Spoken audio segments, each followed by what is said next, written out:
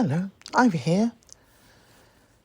This week's episode is the last in a series of 6 relating to the dynamics of power.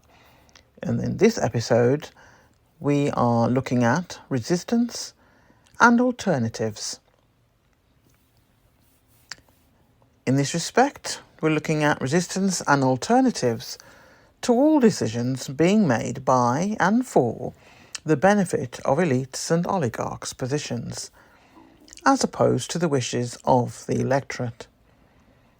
Power being implied and exerted on other nations that certain heads of state wish to forcibly grab and make another state in the USA. We looked at media and how that has fared over decades and where it is now, and the way power is used to persuade and brainwash and all that goes with that kind of mind interference. Last week we explored the human cost, and we see that all around us in various parts of the world, and definitely in the USA right now. And yesterday, an elected UK official, whose party is not in power currently, basically stood up at a political event and gave a long speech, which pretty much echoed that of the current USA president. He was advocating for deportations, border controls, citizenship not being a right, even if born in the UK, and a whole range of things that you'll see in the article, but it's probably better that I don't repeat them all here on the podcast because it may interfere with the video being allowed to play. And basically a whole range of right-wing measures. After researching for the human cost episode, it emphasised the total lack of concern about the people who are poor and struggling. Many of those in the venue supporting and cheering this speech are not all affluent and debatable on the intellect front in some cases. I suspect, I don't know. But they were cheering, and the MP giving the speech even ended the speech by saying, "Let's make Britain great again." Note he did not say UK, because I suspect he knows that a vote like that is not guaranteed in Ireland, Scotland and Wales. My feeling is that it will require a huge push by ordinary people. But ordinary people from every societal tier need to start thinking about how to fight back. It is no good lots of people coming forward from 1 or 2 tiers. Those in tier 1 will not give up their centuries of power lightly. I have always felt, in recent years, that the UK needs a revolution, much like the French Revolution. That movement came from all levels of society. They found their common ground and focused on that. Not advocating for hanging and the guillotine, etc., but the community can fight back. From an academic perspective, I would say it needs a modern-day donut economics approach. And we've covered that in an earlier podcast. The UK has a Labour government in power. But in all honesty, it is the Conservative government wearing a lighter shade of colour coat to that of the party that almost destroyed the UK with its right-wing rhetoric. The current Labour Party are the puppets of elites and finance organisations, and their punitive measures have targeted people I have never known a political party target previously, until the USA current president came along. Now, the UK is doing the same, targeting, for example, veterans and pensioners. One example, removing financial payments from pensioners that were given every winter to help with fuel bills. What kind of soul lets pensioners freeze or starve in the winter because they cannot afford to pay both? I would love to see how UK communities can come forward to challenge the government of the day. In the USA, the President ignores judges' orders, and the Senate and Congress say nothing. It only leaves the people to step forward. I have listed a few examples and quoted extracts from reports to give all of you links to more detailed information should you wish to go and look further into each of these topics or some of these topics. For example, various financial models of help, including credit models offered by community banks, etc.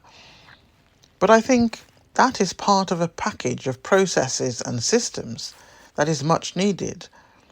But my personal belief is that those at the top need to be removed from office. I keep coming back to the French Revolution, and I could never see how else the monarchy at that time could have been removed. It needed the people to come together. Donut economics in operation. It does not have to be donut economics. It is that I am very much an advocate for that approach in today's political climate. But I am very open to a range of possibilities.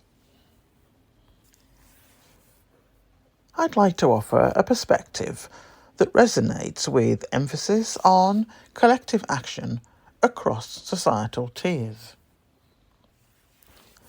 The path forward requires a multi-layered coalition that transcends traditional divides. When history has witnessed transformative social change, it has rarely come from a single demographic or movement, but rather from unlikely alliances finding common cause. The donut economics model offers a compelling framework, balancing social foundations with ecological ceilings, but its implementation demands something more fundamental: the reclamation of democratic power by citizens across all strata of society. Real change begins when those who have never seen themselves as allies recognise their shared interests. When farmers and academics, healthcare workers and tradespeople, young activists and retirees stand together, they form a counterweight to entrenched power. The most effective resistance isn't necessarily found in dramatic upheaval, but in persistent community organising, mutual aid networks, and the steady building of alternative economic structures that demonstrate better ways of distributing resources and opportunity.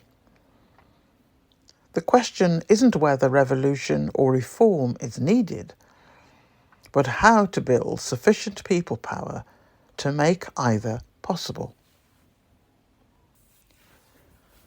There are several areas that we could look at in this podcast, but for this purpose I'm just going to talk about two. But as per usual, there will be other suggestions in the reference sources at the end of the article. I think the farming and health cases are two good ones to expand on, because certainly in the UK, both of those are dying services, and it is happening with the help of UK politicians. And I suspect from things that I have seen on various news programmes that the USA is in a similar situation regarding those two areas of service. All the other parties, apart from Labour, have received money, donations, from elites and organisations with power, which amounts to £2 billion.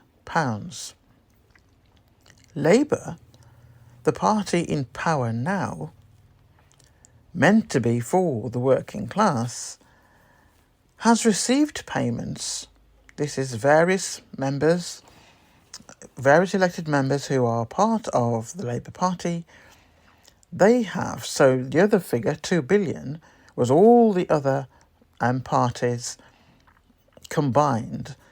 Different members of elected members have received to date over £2 billion. So remember that's all the parties, not just the Conservative Party. Now this figure that's coming up, Labour, the party in power now, who's meant to be for the working class, has received payments of over £6 billion, 3 times the amount of all the other parties put together. And this is the government that we have now.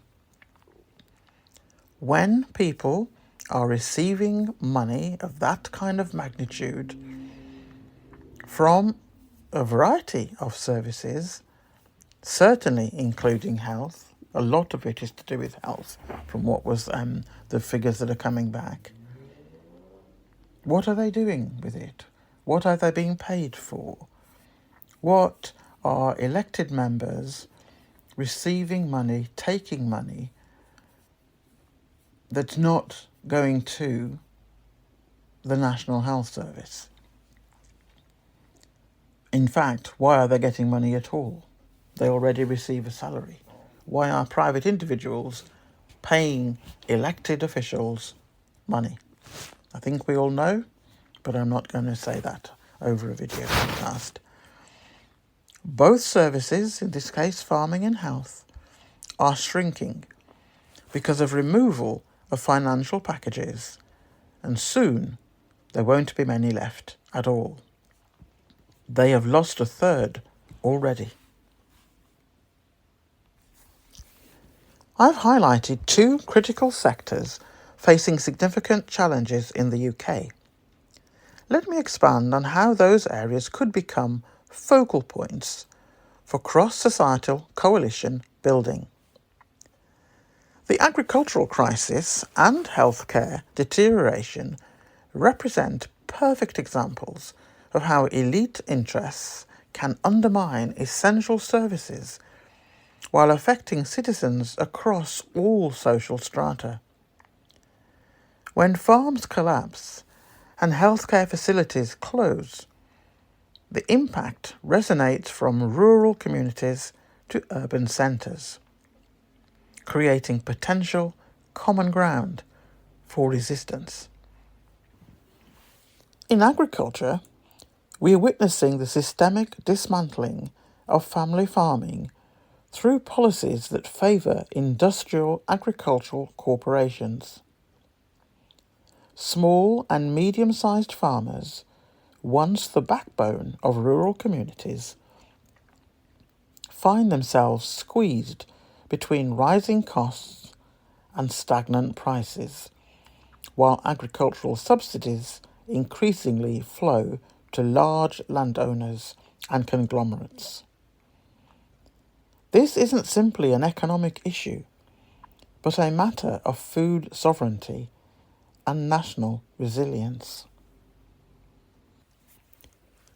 Community supporting agriculture, farmer cooperatives, and direct farm-to-consumer networks offer practical alternatives that both circumvent corporate control and build solidarity between producers and consumers. When urban residents develop direct relationships with farmers, they create economic lifelines while building political constituencies that cross the rural-urban divide. In a similar way, the healthcare crisis affects everyone, from frontline workers to patients across all demographics. The gradual privatisation and underfunding of the NHS represents a transfer of public wealth to private interests while degrading service quality. When healthcare professionals, from consultants to porters, organise alongside patients and community members, they form powerful advocacy coalitions that can effectively challenge the narrative that austerity is inevitable. Community health initiatives, from neighbourhood care circles to clinics run by healthcare professionals, providing services outside the failing system, demonstrate alternatives while building the relationships necessary for sustained political action. These efforts provide immediate relief while creating spaces where citizens develop the political consciousness and organisational skills needed for broader change. The £6+ billion flowing to the Labour Party from elite interest exposes the fundamental contradiction between the party's working class rhetoric and its donor class allegiances. This recognition can serve as a catalyst for citizens to move beyond traditional party politics towards building power through democratic community institutions and direct action campaigns focused on specific, achievable demands.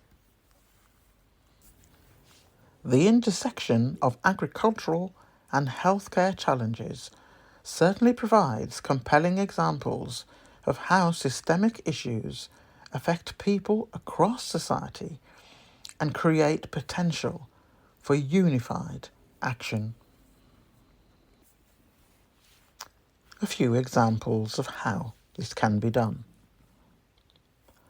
And once again, there are separate reports, really interesting reports on each of these models and more. Community-based economic models.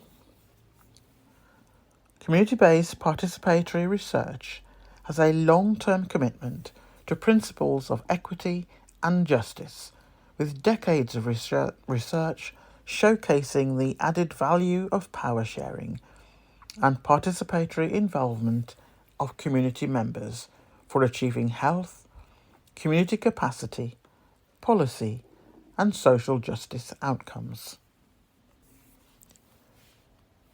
Resistance examples. Labour movements. One key example is the labour movement in the United States during the late 19th and early 20th centuries. Workers organised strikes and formed unions to fight for better wages and working conditions against powerful industrialists. Occupy Wall Street. In 2011, this movement protested against economic inequality and the influence of money in politics. It highlighted how a small group of wealthy individuals could sway political decisions. Occupy Wall Street extended protests against economic inequality and the corruption of corporate law that occurred from September the 17th to November the 15th, 2011, centred in New York City. The demonstration marked the beginning of a new focus on wealth disparity in American politics.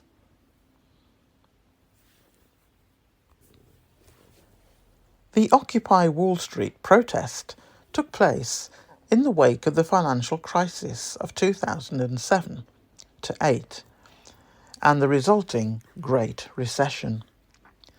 The economic downturn significantly worsened the living standards of many Americans, particularly younger adults born in the 1980s, while increasing the disparity of income between the rich and the poor.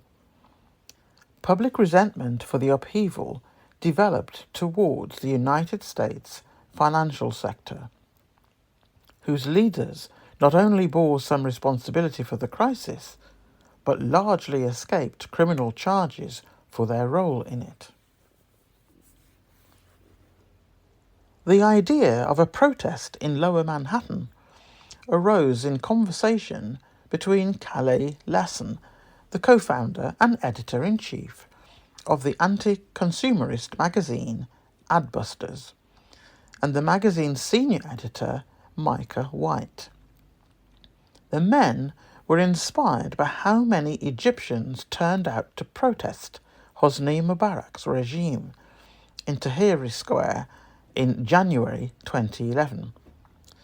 Lasson registered Occupy Wall Street organisation on June the 9th, and he picked September the 17th, his mother's birthday, as the date of the event.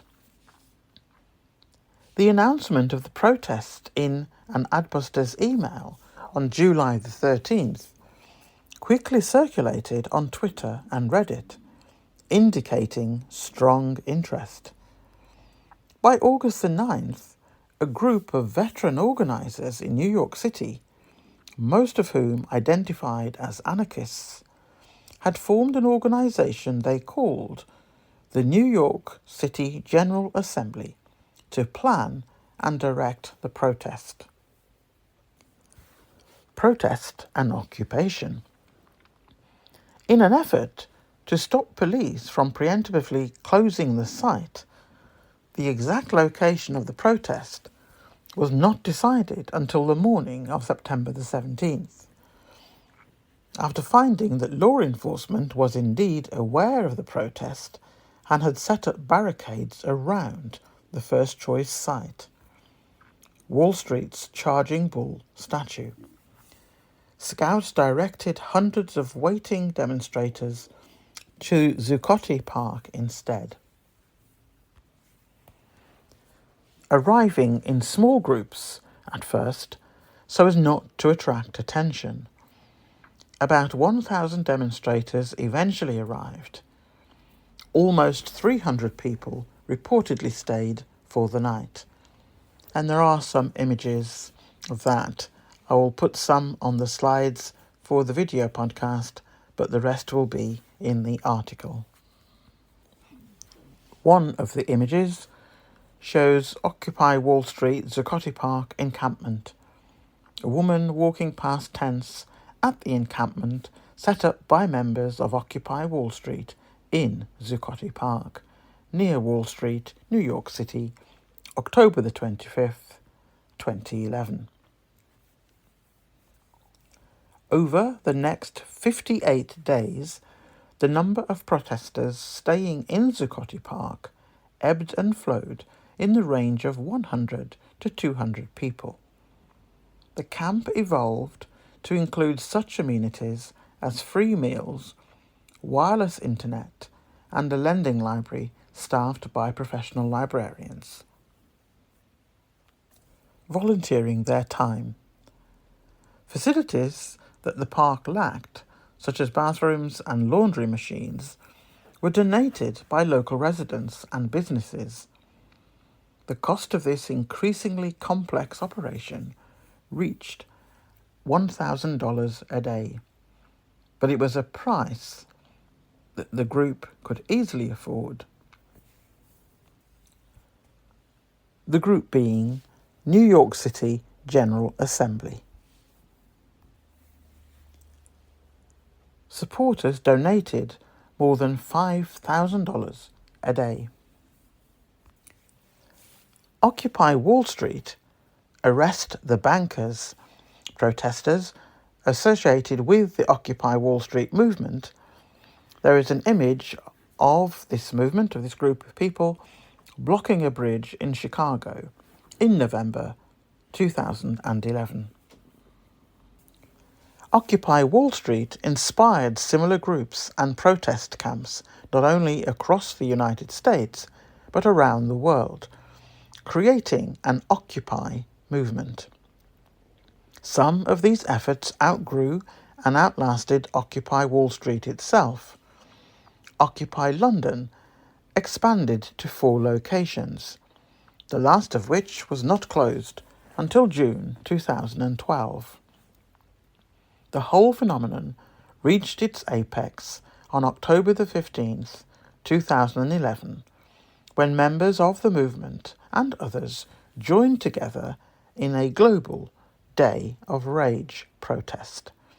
Demonstrations occurred in more than 900 cities. On October the 10th, New York City Mayor Michael Bloomberg declared that the Occupy Wall Street protesters were welcome to stay in Zuccotti Park indefinitely. However, the park's owner, Brookfield Properties, declared its intent to clean the park on October the 14th, and that it would ask the New York City Police Department to remove the demonstrators so that the cleaning could take place.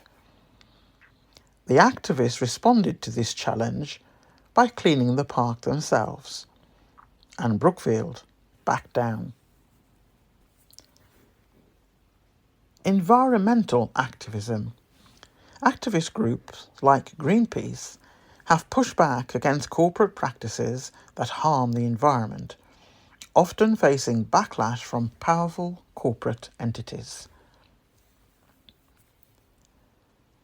In exploring the power relations between government, activists, and the media,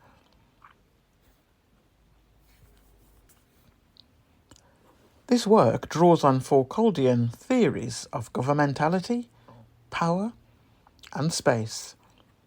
The central hypothesis is that environmental politics has witnessed a shift in power away from activism and towards environmental governments and free market economics, nestled in a media discourse that has depoliticized many environmental activist movements. The shift towards green governmentality has been accompanied by an increased application of state measures, from legislation and surveillance to conflating environmental activism with terrorism, and the neologism of eco-terrorism. Journalists reaffirm such governance, and the critical discourse analysis charts the shift from positive to negative reporting in the mainstream media. However, activists also contest such power relations through social and new media, alongside traditional repertoires of protest within the space of activism, to challenge such advanced liberal discourse and bypass traditional media practices. Community-driven models. One example, microfinance. Initiatives like Grameen Bank, founded by Muhammad Yunus, aim to empower the poor through small loans, fostering entrepreneurship and economic independence. Participatory budgeting. This model allows community members to propose and vote on budgetary decisions. It has been successfully implemented in several cities worldwide, enabling residents to influence how public funds are spent. Grameen is commonly regarded as the grassroots of microfinance models. The Grameen model is a form of group-based, collateral-free lending approach that primarily assist those who are otherwise unable to obtain conventional financing. Microcredit is considered a subset of microfinance. While microcredit is limited to credit services, microfinance encompasses microcredit, microinsurance, different savings schemes, consumer loans, remittances, and other financial products. In the article, there are 2 lengthy paragraphs that go into more detail about microfinance. I'm not going to read those out for the podcast, but it will be there available to you when and if you look at the article. Pushback against elites. History has seen various movements where communities have pushed back against elite power structures. However, the response from those in power has often been violent or suppressive, as seen in the cases of protests in Iran or Tiananmen Square protests in China, where significant resistance was met with government force. Global plan of the elite. Points about media barons and corporate control highlight how those in power often collude for mutual benefit, creating a system difficult for the average citizen to navigate. The convergence of corporate interests with governmental power can create barriers to reform. Necessity for representation. And this is something that I've said many times in previous podcasts and definitely in detail in articles, that people who are going to come forward need to come forward from all societal tiers. Having representation from all social tiers is important and valid. Effective resistance often requires a coalition of diverse groups uniting over shared injustices and hardships. Historical revolutions that succeeded often had broad-based support from various societal levels. Common ground for revolution. Identifying a common struggle can indeed catalyse collective action. Movements like Black Lives Matter and climate change protests show that when different community interests coalesce around a common issue, it can lead to significant social change. Overall, fostering a collective identity that bridges disparate social groups, could be crucial for challenging entrenched power structures effectively.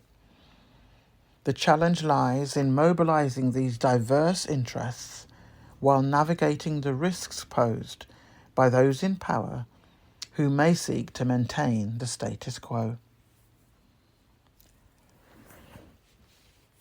Conclusion.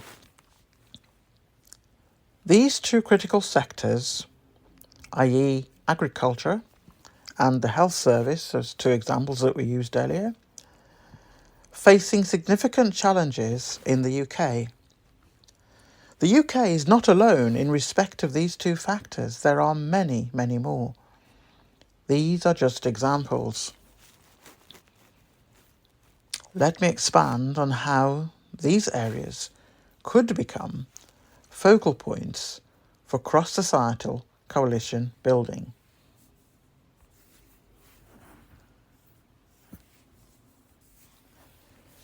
The agricultural crisis and healthcare deterioration represent perfect examples of how elite interests can undermine essential services while affecting citizens across all social strata. When farms collapse and healthcare facilities close, the impact resonates from rural communities to urban centres, creating potential common ground for resistance.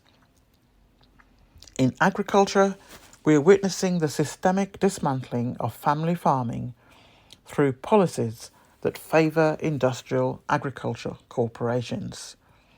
Small and medium-sized farms, once the backbone of rural communities, find themselves squeezed between rising costs and stagnant prices, while agricultural subsidies increasingly flow to large landowners and conglomerates, as we said earlier. This isn't simply an economic issue, but a matter of food sovereignty and national resilience.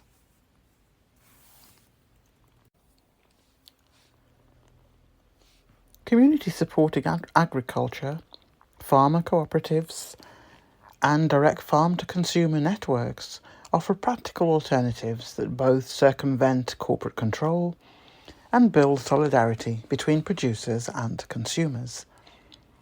When urban residents develop direct relationships with farmers, they create economic lifelines, while building political. Community supporting agriculture, farmer cooperatives, and direct farm-to-consumer networks offer practical alternatives that both circumvent corporate control and build solidarity between producers and consumers. When urban residents develop direct relationships with farmers, they create economic lifelines, while building political constituencies that cross the rural-urban divide. Similarly, the healthcare crisis affects everyone, from frontline workers to patients across all demographics. The gradual privatisation and underfunding of the NHS represents a transfer of public wealth to private interests, while degrading service quality. When healthcare professionals, from consultants to porters, organise alongside patients and community members, they form powerful advocacy coalitions that can effectively challenge the narrative that austerity is inevitable. Community health initiatives, from neighbourhood care circles to clinics run by healthcare professionals, providing services outside the failing system, demonstrate alternatives while building the relationships necessary for sustained political action. These efforts provide immediate relief while creating spaces where citizens develop the political consciousness and organisational skills needed for broader change.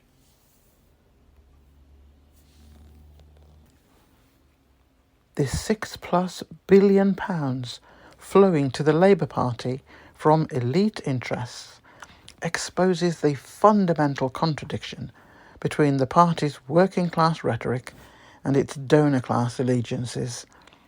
This recognition can serve as a catalyst for citizens to move beyond traditional party politics towards building power through democratic community institutions and direct action campaigns focused on specific, achievable demands. The intersection of agricultural and healthcare challenges certainly provides compelling examples of how systemic issues affect people across society and create potential for unified action. It's true that major movements in history, like the French Revolution, have shown that collective action can lead to significant change. Finding common ground, as suggested by concepts like donut economics, can help align different interests towards shared goals. That's it from me for this week. I hope you found this series of interest and of use to you. And as I said, the final article on this series will be out on Monday. It's done. I'll just need to go through and just check for any kind of typos here and there and put the images in that I haven't put in yet. And it'll be available on Monday, probably late Monday afternoon, GMT. Other than that, we will be on a different topic next week, and you'll get a flyer for that during the week. So, for now, it's bye from me. Bye from Ivy. Bye.